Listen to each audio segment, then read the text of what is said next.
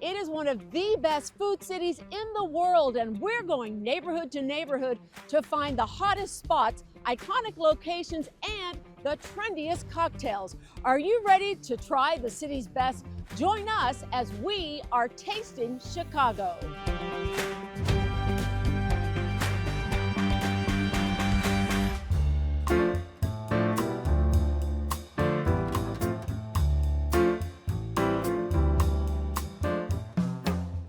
We're at Feld restaurant located in Ukrainian Village. You've only been open for less than a year, and this is Jake Potashnik. He is the owner and chef here. So nice of you to have us here today. Thank you for coming. I love that I'm here because, like I said, you've been open under a year.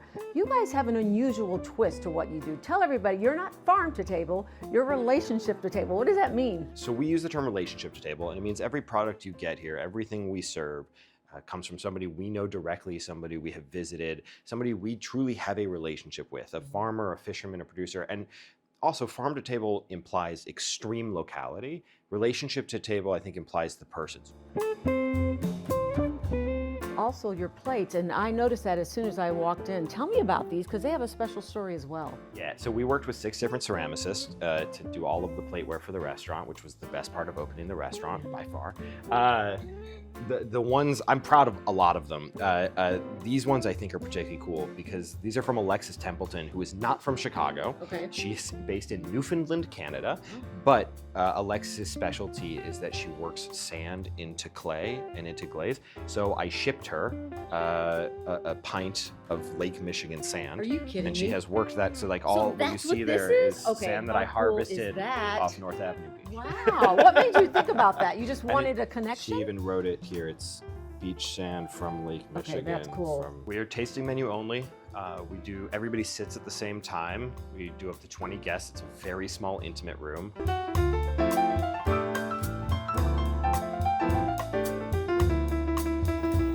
And what is the name of this dish you're making? Oh gosh. I don't Does it know. have a name? Just sheer goodness and deliciousness? Delicious foie gras apple ham bite, yeah. Okay. We're gonna cut some chunks of apple here. Now, because you were talking about being in season, so I may come to this restaurant tonight, apples are in season, I'm gonna get my apples, but if I come next week or in 2 weeks, this may not be on This the menu. might not be here. How often do you change? We change every single day based What? off what comes in the door. Is every that single possible? day. Really? It's the dumbest way to run a restaurant, but to me, it's also the only right way to run a restaurant. So we're gonna drop these just in some butter. Even our butter is local. So, foie gras traditionally is goose liver. In the United States, it's made with duck liver. Ethically farmed foie gras, and And- it's going to be combined with this beautiful apple. With these apples, Yeah. So these are gonna keep cooking just a little bit. They're almost there. And then we're gonna add some maple sugar. The foie gras itself, we have sliced for you. So I'm gonna warm this in just a second. But before we do, we're gonna spice this. We're gonna spice this. This is salt and a spice called spice berry. But it is the only spice we use at this restaurant because it is the only spice that I can source directly from the Midwest. So how long does this whole meal take normally? I mean, if you've got a seating for only 20 people, you guys are working pretty fast in there. We go, so the whole idea is you're gonna have 25 to 30 courses. You're gonna be done in 2.5 hours. Okay. We go fast. Yes, I you think do. pace is very important. So we definitely got a kind of a nice little sweet and savory thing that's coming up here. So the whole idea is you have fatty, you have salty, spicy, you have like the sweet, sour apples, you have hot, you have cold, because you're gonna get the frozen apple on top, the hot pancake on the bottom. All right, let's toast some pancakes. These are just like little yeasted pancakes. I forgot to mention, this is so exciting because, as I said, you've been open for less than a year, and you were nominated as a semifinalist for James Beard Awards Emerging Chef. Congratulations. Thank you. That's amazing. Yeah, it's really cool. Right? You can admit that. That's pretty spectacular. It's, you know, I've like loved the food and beverage industry since I was a little kid. Like the only thing I wanted to do since I was 7 was be a chef. So like, Look at this. I'm a huge nerd. Yeah. So it's been very, very exciting. So these are just frozen slices of apple. Oh, okay. So you get hot to cold. Oh, very cool. That's the bite. Is that it? Bon appetit. Okay, I'm gonna give it a shot. Hot to cold. One big bite. What? Oh, eat the whole thing? One Okay. big bite. Okay.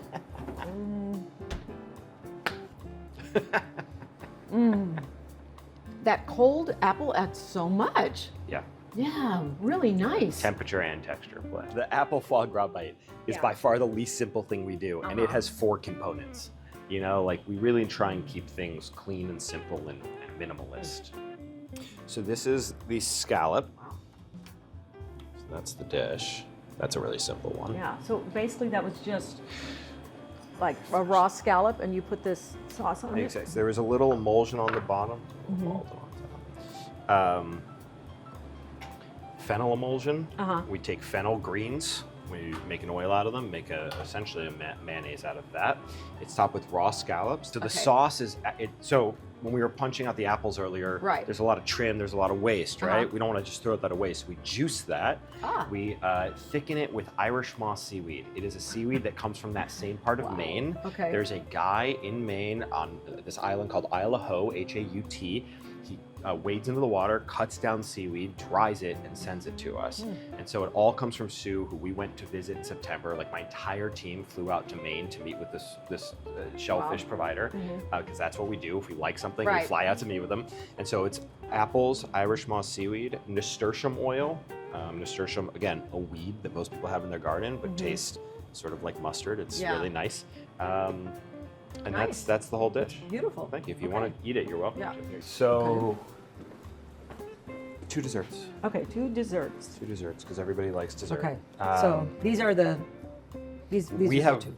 These are the 2. Well, we have a lot of desserts. I am the son of a dentist, and the way I rebel is by having at least 4 desserts on the menu. We like to have a bunch of desserts on our tasting menu. Okay. So what do we have? This one has never left the menu. This one changes. We'll start with the chocolate mousse. This is kind of our signature dessert here. So this is chocolate. This is a raw chocolate coming from Sweden. Then tell me about this one. On the very bottom here, smoked dried meringue. It's topped with an ice cream that is made from Vinjon, like yellow wine, from the Jura region of France. Salty, crispy meringue on top. And I finish it with a warm caramel. This caramel is made with a stout vinegar that we get from some friends in Pennsylvania. They have run an operation called Keep Well Vinegar. They make amazing homemade vinegars. Oh, look how pretty that is. Ooh, vinegar, I love that. So it's got like a fun little kick taste to it as well. And that one, while it's still crispy, you should have fun grabbing that spoon and shattering that meringue. Shatter this? Just shatter. Yeah, go to town with it. Because dessert is always the best part of the meal. Okay, this is really good. You did a great job. I do have a question for you. You're a Chicago guy. Have you ever heard of Shaw's Crab House? I have heard of You Shaw's have Crab heard of House, yeah. Shaw's. Of course, who hasn't? Because this is what's exciting. We have gone from one of the hottest, newest restaurants in Chicago, but we're going to go back in time to 40 years ago when Shaw's first opened. It was the first oyster bar in Chicago. You may not know that. I did not know that. Yep, and now they're celebrating 40 years. So when we come back, we're taking you back to celebrate with them. Be right back. Oh my gosh, this is so good. Hey, you know, there's a good pizza place. I think it's called Robert's Pizza. Have you ever been there? I love Robert's Pizza. It's What an my amazing place that is. And I never thought I'd ever go back to thin crust pizza, but that's amazing pizza. That might be the best pizza I've ever had. They've served more than 10 million oysters, welcomed more than 8 million customers, and were one of the first oyster bars in Chicago. Come inside with me as we welcome 40 years of Shaw's Crab House. Here we go. It's so juicy. I'm joined now by Bill Navaruse. He's executive partner here at Shaw's. You've been here for more than 20-something years. 25 years. Yeah, I love this restaurant. It's so beautiful and classic. Would you give me a tour? I'd love to. Okay, where are we going? Why don't we go this way? Oh, I love this. Come on in here. The Oyster Bar, every local's favorite spot to be. Yes. I love the decor here, too. What was the goal and the theme when you guys first opened this? You know, it's a little New Orleans, a little East Coast, sophisticated casual, as we call it. I like that. Here we have the oysters. What kind of oysters do you sell? So we usually carry 6 oysters, 3 East Coast, 3 West Coast, and we shuck them fresh to order every day. Show me how to shuck an oyster here. I decided to try shucking an oyster with the help of Chef Juvenal Reyes. You lift a little bit in cada maso. That way you cut the top shell. You're pretty good at this, aren't you? How many oysters do you guys serve on an average day? Do you have any idea? It's around 800, or maybe more. Nice and fresh. Oh, it's so good. I love the salt. Well, Julia Child has been here. She's just one of probably the many famous people who have eaten here, right? Right. Crab in season board is really important to us. Tell me about that. You know, these are just some of the things that we carry on our menu, and very important for us to know that we're the experts in crab. You know, we're the king of crab. Okay, what's next? Okay, we're gonna go to the dining room. I think it's 38 years that I've been coming here, and the workers are fantastic. You know, the bartenders, the waiters, I've gotten to know them over the years. They know my name, I know theirs. They've got the best oysters in town, probably in the Midwest. And everything is just really fresh. That's what makes us timeless, is that we're not trying to keep up with the passing days. We're trying to evoke a spirit from a different time that I think everybody loves. If you look around River North now, a lot of what has happened here kind of was built on the back of Shaw's kind of breaking ground first. This is a timeless bar no matter what, and I hope it never changes. And as part of that timeless tradition, they're celebrating 40 years, bringing back some old dishes and combining them with new. These are the stars of the show. The king crab has been on the Look at menu since that. day one. It's amazing. And plus, what a beautiful display. Right, and then newer to the show, about 15 years old, is our really wonderful seafood salad. So what do we have in here? It looks like we have some lobster and shrimp. Lobster, shrimp, crab, 2 different kinds of dressing, but like, everything is perfect together.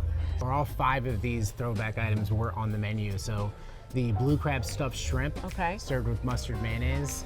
Our popcorn shrimp served with cocktail sauce. Our charred sashimi tuna. It's such a beautiful dish. Yeah, that's so pretty. I can't believe 40 years ago people were eating charred sashimi tuna. Seriously. Yeah. It's pretty special. I love it. Classic clams casino. And then, of course, our personal favorite, these sauteed frog legs. Okay, frog legs, you guys. So in addition to the old school and new school food items, you have some celebratory drinks. Let's see those. Tell me about these. So we went as classic could be. We have our M2 martini that we're going to be serving tableside with a freshly shucked oyster and Island Creek caviar to celebrate our 40th anniversary. I can't think of a better time to do a cheers now. Here's to 40 plus more years. Thank you. Cheers to Shaw's. Cheers.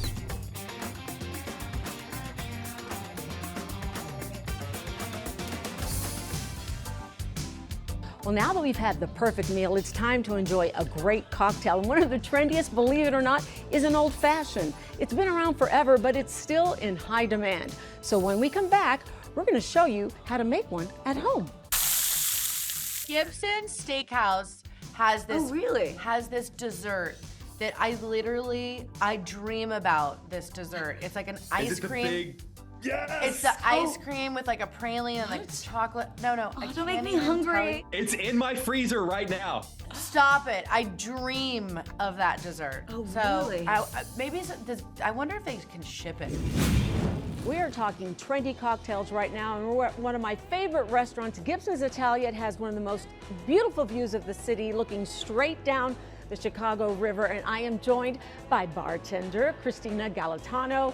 And Christina, we're talking trendy cocktails, and I'm surprised because you were telling me the Old Fashioned is one of the most popular orders. Why is that?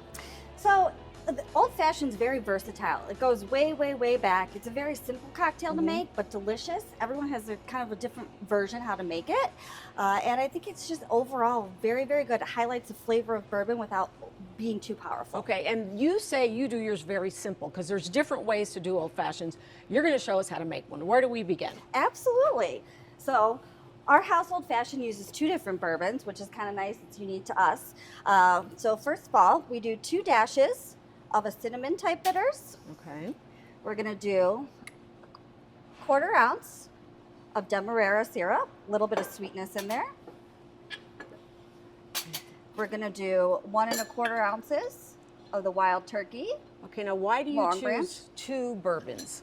So the complexity of the 2 different flavors really helps open up the drink, and I think it makes it unique to us as well. Well, you said you probably have one of the most delicious Old Fashions in the city, right? I mean, I would have to agree. I think we do. We do have many people that come here just for old fashions. Yeah, you're known for this. Absolutely. Okay, so you've mixed all of this. That seems easy enough. So we're gonna put that all together, just a couple simple ingredients. Then I'm gonna take my ice. Okay, that doesn't look like that much alcohol involved, but bottom line, it can get you pretty happy pretty quickly, right? It definitely can. It's strong. Okay, so all you do is mix it up now. So we're gonna give it a good stir, and we stir it instead of shaking it because shaking kind of dilutes the drink, and we really want the flavors of the bourbon to shine through on these beverages. Okay. So I'm gonna take this. Now you're pouring it without ice then? Correct. So we're gonna strain it into the glass. Okay, that looks beautiful. And then one of my absolute favorite parts of this drink is the very fun stamped ice cube that we get. Wow. Okay, can you see that stamp? That is so cool. Tell me about this ice. So we get our ice from Quarry Ice. They stamp it for us, they deliver it. And what I love about it is it's so clear. It really, you want a large ice cube when you're drinking a bourbon cocktail or say a Manhattan or an old fashioned, because you really, again, you want those flavors to shine through of the alcohol. And you don't want the ice to interfere with the drinking process, right? Exactly. Yeah. We want all the important stuff to. Okay, that's a beautiful piece of ice. So then I'm just going to really quickly do a little bit of orange zest. And that's it. And then I'm going to add our garnish because we have to get the cherry in right, there. okay. So we just do a little bit of an orange zest. Again, adding a little bit more flavor to it. And then, of course, we absolutely have to have the cherry in the drink. And we're just going to give it a little stir. Voila. And there you have it. It's so simple, but delicious. So Christina, thank you so much. Now we have to do a cheers, but I want to tell you first of all, this ice that you're telling us about, it's made in the West Loop of Chicago. And they actually went to Japan to learn how to shave ice, and they use the same steel that is used to forge samurai blades to make your ice. Did you know this? I had no idea. Okay, how cool is that? That is really cool. So cheers to you. Cheers to you. Cheers to Quarry Ice.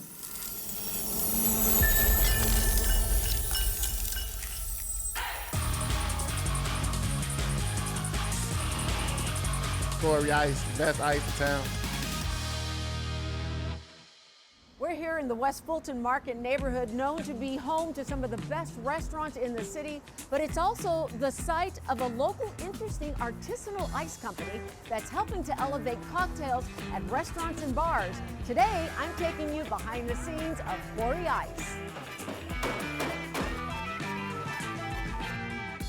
Here we are inside Quarry Ice, and I want you to meet the couple that started it all. I'm standing here with Audrey and Neil Sullivan, the co-founders, the owners, some of the most beautiful ice you will ever see. Tell me how this all came about. It all started on Lake Michigan. It was an 80-degree day in Chicago. We were out on a boat. We were with friends. Everything was perfect. I was drinking my margarita, and within minutes, my margarita was warm, the ice melted, and we looked in the cooler, and the bags of ice were melted. And I looked at Neil, and I was like, there has to be a better way. It's hot. We're in the middle of the lake, and there is no ice. We went on the search for the perfect ice cube.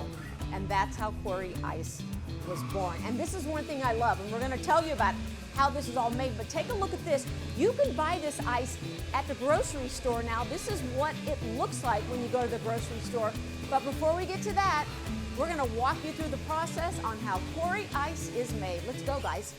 We are a Japanese-inspired brand. The name Quarry, which is an allusion to mining for gems and diamonds for your drink, it actually is how you pronounce ice in Japanese. We use the same purification process as bottled water, reverse osmosis purification. A lot of people think that purification leads to clarity and slow melt of the ice. I would think so. It's not. And it's directionally freezing the water. So the water moves as it freezes and takes all the air bubbles out, which makes a really dense block of ice and allows it to melt really, really slowly. The next step is harvesting and then cutting. It takes 3 days to freeze a block of ice. And then we precision cut our ice with samurai steel. This is what I'm most excited about. Let's go. Sylvia, these spears are milled with the same steel used to forge samurai swords. Very sharp, very precise. The other nice thing about these spears is They represent the lowest melt rate of any of the geometric shapes. But look how crystal clear that is. Beautiful. I feel like it's a crystal ball. I can tell my future. What do you see in your future? Magic and a lot of fun. A lot of success. A lot of success. This is where the cubes are made. Tell me about this process. Exactly. So once the ice is frozen for 72 hours, when we're making the large cubes, it comes to this station. What we're doing here is Shaq is placing the cubes in our retail trays, which will then be sealed. Okay. What's special about these cubes? They're slow dissolving and clear as a bell, right? Clear as a bell, slow dissolving, there's no flavor interference, so the drink stays true to taste. On an average day, we're producing at least 30,000 cubes. Let's talk about your mission because it's more than just ice. That's right. One of the things we wanted to do, what we endeavored to do, is to build a company that really accepted people that were maybe outside of the fold, that could feel at home in a company such as ours. People who need a second chance, for example, may have made a mistake early on in their lives, and we wanted to be there for those individuals. When I first met them, I was in a bad time in my life, and they brought me in. They showed me love, showed me how to produce more. It's been a good experience here. They gave me the opportunity to, establish myself back. Every time a customer comes and buys a box of Corey, whether it's a restaurant or retail, they're really helping us elevate their drinks and elevating the dreams of the people we serve. The rest is history. It is a beautiful thing, and this is some beautiful ice. Thank you so much. Thank you so much, Sylvia. That's it for this episode of Tasting Chicago. Do you have a spot you want us to try? If so, send us a 30 to 60 second video explaining why, and who knows, maybe next time we'll swing by there. I'm Sylvia Perez. This is Tasting Chicago, where every bite has a story, and we eat first and ask questions later. See you next time.